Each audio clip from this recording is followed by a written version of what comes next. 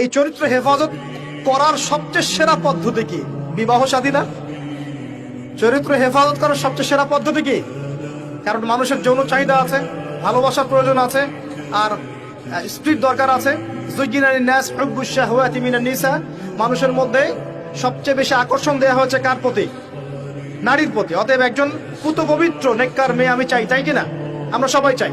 এখন এ কারণে এই হাদিসের মধ্যে এটা নিবেন, ওই দুজন মানুষ কোন দুজন?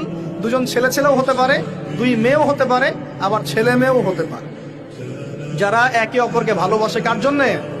মানে পবিত্র ভালোবাসা, অপবিত্র জেনা নয়। পবিত্র ভালোবাসা এবং মিলিত হয় আল্লাহর জন্যে, বিচ্ছেদ ঘটে কার জন্যে?